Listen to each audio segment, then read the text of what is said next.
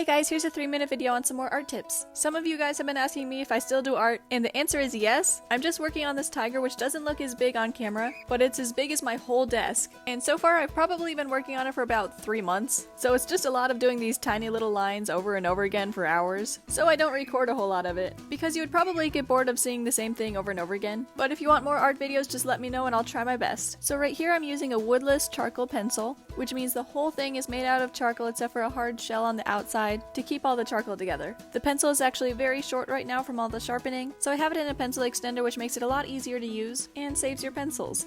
I do have a lot of other videos on my account showing you how I do fur. I kind of switch it up every time I draw an animal because of all the different fur textures and techniques, so you kind of just gotta adapt with what you have. Like for me, I've never done this technique before, but I have a charcoal base, and the way that I did that was I just scribbled charcoal down, of course darker where the stripes are, and lighter where the white fur is. And then I just took a blending stump, or you can also just use your finger, and I blended it all together. That way you have your base shades down, and then you go back over on top of that and put in all the little fur details. I'm doing that of course by just making a whole bunch of tiny little lines going in the direction that my reference is showing. The stripes, I do have a video dedicated completely to the tiger stripes, but basically I scribble in the very middle of the stripe and just lay down pigment as much as I can so that the middle of the stripe is super dark. Then when I get to the edges of the stripe, I start pushing less hard with the pencil and kind of feathering out my strokes. That way the stripe kind of blends in with the fur around it, because you don't just want to have like a strict line where the stripe begins and ends. Now right here I'm just using the reference to see which way the fur is going, but for drawing the actual little details in the fur, I'm just kind of doing it at random. You don't like have to look at the reference for each individual strand of fur and draw it exactly how the reference shows. I'm just kind of doing it at random and just like whatever feels best to me in the moment, because if you did just like 100% do it from the reference, that would just take forever.